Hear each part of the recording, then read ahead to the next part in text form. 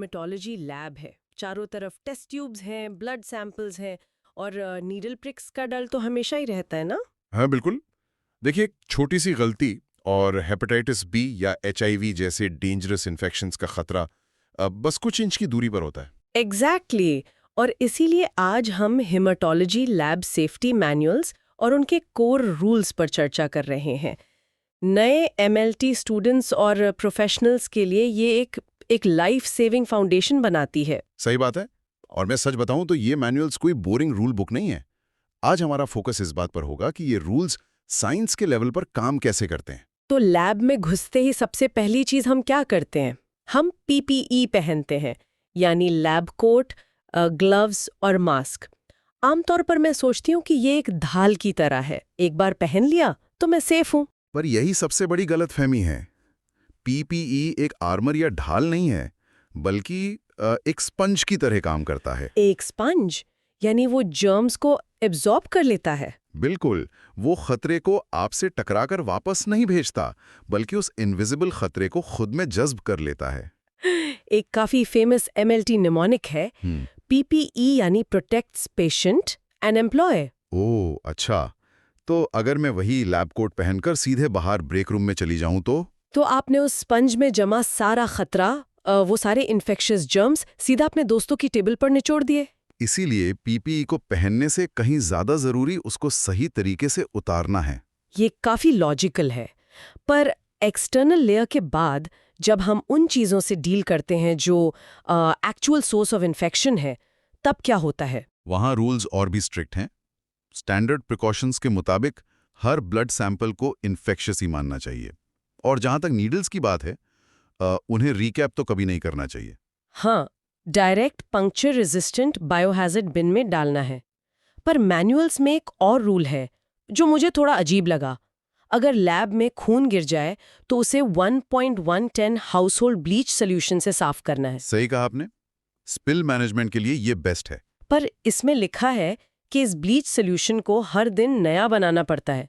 ऐसा क्यों? क्योंकि देखिए, ब्लीच केमिकल लेवल पर बहुत अनस्टेबल होता है। जैसे ही आप उसे पानी में मिलाते हैं, वो उसका असर वक्त के साथ कम होने लगता है। अच्छा, तो कल का रखा हुआ घोल शायद काम ही ना करें। एग्जैक्टली। कल का घोल शायद उन वायरसेस को मार ही ना पाए।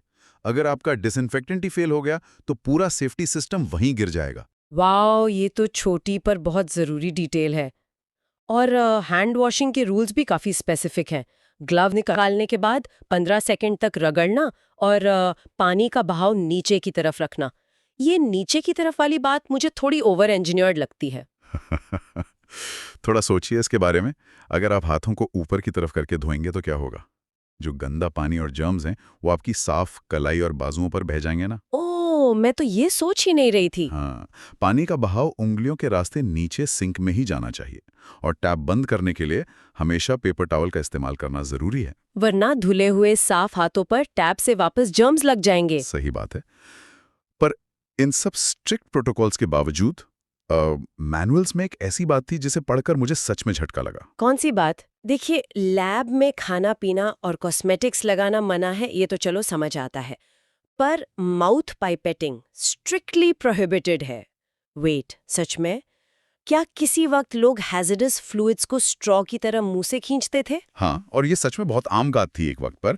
आज हमें ये सुनकर डर लगता है, पर डेकेड्स पहले लोग फ्लूइड्स मेजर करने के लिए एक्चुअली अपना मुंह यूज करते थे। बाप रे, ये सुनने में कितना खतरनाक लग रहा है। बिल्कुल। पर आज के प्रोफेशनल्स के लिए ये स्ट्रिक्टली मना है। और ये इस बात का सबूत है कि सेफ्टी स्टैंडर्ड्स कैसे इवॉल्व होते हैं। सेफ्टी सिर्फ एक चेकलिस्ट नहीं, बल्कि एक कंटिन्यूअस कल्चर है। खुदा का शुक्र है हम उस कल्चर से आगे बढ़ चुके हैं। और इसी नए कल्चर का हिस्सा प्रिवेंटिव केयर भी है। जैसे नए एम्प्लॉयज को काम शुरू करने के 2 दिन के अंदर हेपेटाइटिस बी वैक्सीन लगवानी ही होती है। और इक्विपमेंट सेफ्टी भी, जैसे सेंट्रीफ्यूज को प्रॉपर्ली बैलेंस करना, वरना वहां भी एक्सीडेंट्स हो सकते हैं। सही कहा। एक बेसिक उसूल हमेशा याद रखना चाहिए, सेफ्टी फर्स्ट और वर्क सेकंड। तो घूम फिर कर बात वहीं आती है। पीपीई का वो स्पंज इफेक्ट हो या ब्लीच की स्टेबिलिटी या फिर सेंट्रीफ्यूज का बैलेंस, ये सब मिलकर एक सॉलिड फ्रेमवर्क बनाते हैं। और अगर आप इन सब के पीछे की साइंस को समझ लेते हैं तो आप रूल्स को ब्लाइंडली फॉलो नहीं करते, बल्कि प्रॉपर्ली इंप्लीमेंट करते हैं। बिल्कुल। तो इस चर्चा को खत्म करने से पहले मैं एक सवाल छोड़कर जाना चाहती हूँ। हमने देखा कि लैब में सबसे बड़ा खतरा, चाहे वो नीडल रीकैप करना हो या पुराना ब्लीच यूज करना हो, बेसिकली ह्यूमन एरर है।